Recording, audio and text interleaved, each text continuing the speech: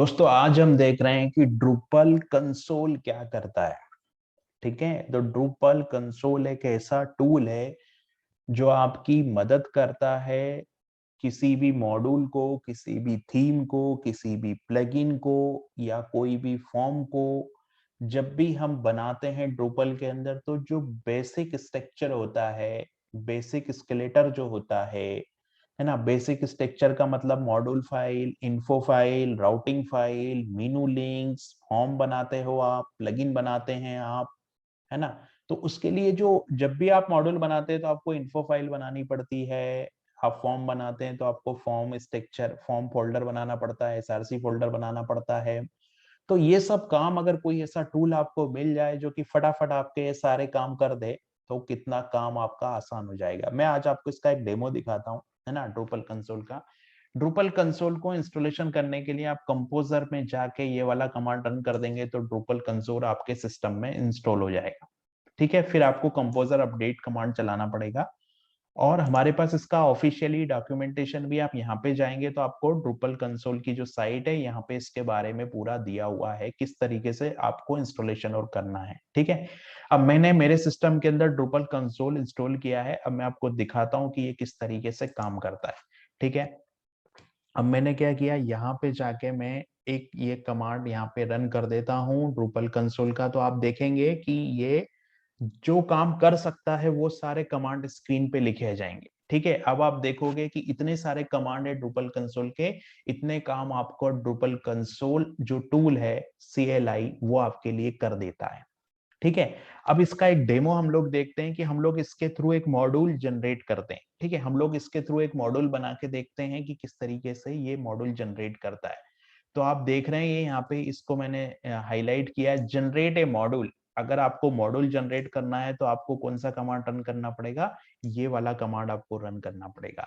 ठीक है, तो हम लोग एक मॉड्यूल जनरेट करके देखते हैं ड्रूपल कंसोल के थ्रू। जब आप ड्रूपल कंसोल आपके सिस्टम में इंस्टॉल कर लेंगे तो आपको यहाँ पे इंस्टॉलेशन होने के बाद ये वाला कमांड चलाना है, बेंडर विन और ड्रूपल, तो ये पूरा आपको दिख जाएगा। अब आपको क्या करना है, आपको मॉड्यूल अगर जनरेट करना है तो आपको क्या करना होगा, मॉड्यूल जनरेट करना तो ये तो इतना सेम रहेगा। इसके आगे आपका जो कमांड है जनरेट मॉड्यूल, वो आपको रन कर देना है। देखिएगा सिस्टम आपके लिए मॉड्यूल जनरेट करने लगा। ये बोल रहा है enter the name of module, तो मैं क्या लिखता हूं, डेमो ड्रूपल कंसोल। ये मैंने मॉड्यूल का नेम लिख दिया, ये सेम चीज लिख देगा मॉड्यूल का नेम। ठीक है, ये मॉड्यूल का पाथ है ना, मॉड्यूल का पाथ मैंने इंटर इंटर प्रेस करते जा रहा हूं। यहाँ पे मैं लिख देता हूं डेमो ड्रूपल कंसोल। ठीक है, ड्रूपल कंसोल पैकेज नेम में मैंने इंटर किया कस्टम, यहाँ पे मैंने ऐड किया।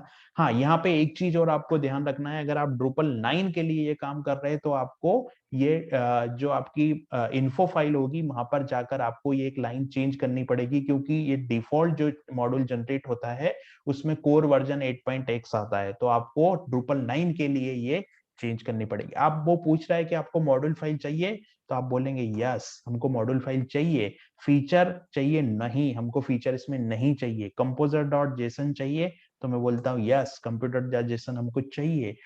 नो, कोई डिपेंडेंसी नहीं है हमारे मॉड्यूल के लिए। Generate a unit, you want to generate a unit test class, तो मैं नो बोल देता हूँ क्योंकि ये डेमो मॉड्यूल है। ठीक है, आपको कोई टेम्पलेट चाहिए इसमें, तो मैं बोल देता हूँ यस मुझे टेम्पलेट चाहिए। Right, do you want to process operation, तो मैं नो कर देता हूँ यहाँ पे। ठीक है, ओ सॉरी, मैंने को यहाँ यस करना था, मैंने नो कर दिया तो ये कैंसिल हो गया। मैं दोबारा से जनरेट करता हूँ, तो मैंने जनरेट मॉड्यूल पे गया मैं दोबारा से।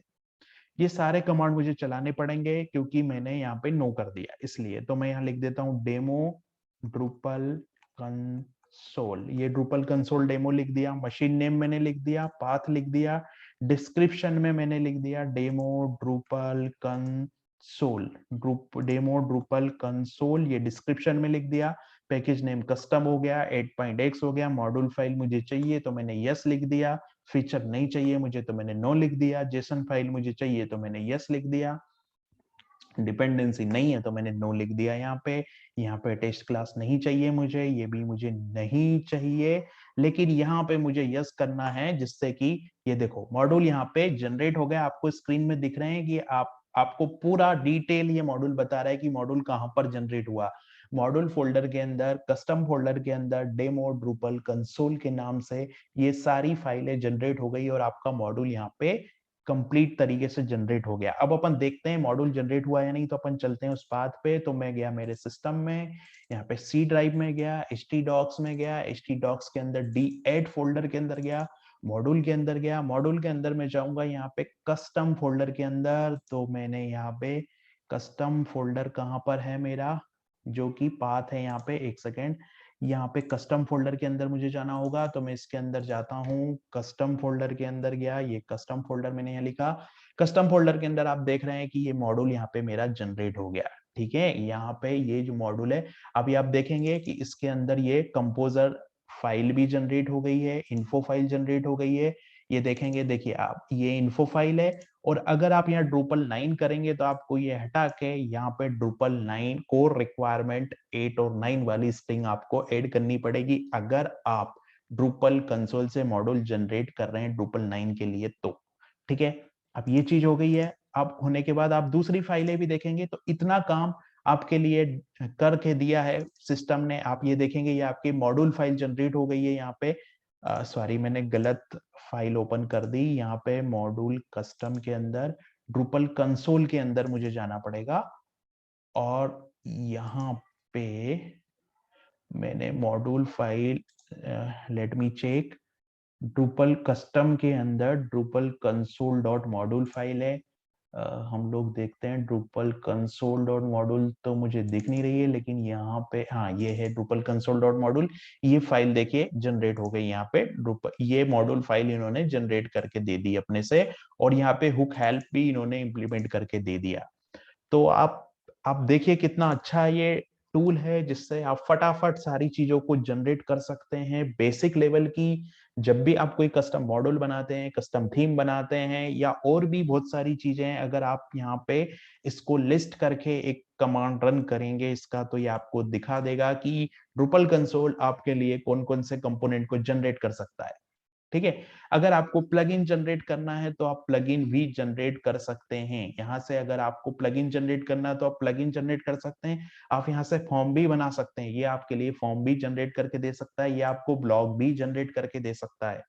ठीक है, और ये आपको प्रोफाइल भी जनरेट करके दे सकता है, और ये आपको सर्विसेज भी जनरेट करके दे सकता है। तो आप देखिए कितना अच्छा टूल है। अभी हम जब भी हम प्लगइन का चैप्टर पढ़ेंगे या और भी जब दूसरे चीजें पढ़ेंगे, तो हम यहाँ पे Drupal कंसोल का यूज करेंगे, क्योंकि ये हमारे बहुत ज्यादा टाइम को सेव करेगा और एक जो स्टैंडर्ड तरीका होता है उसके थ्रू हमारे लिए काम करेगा। तो आज के लिए इतना ही, ये था एक इंट्रोडक्शन वीडियो। Thank you.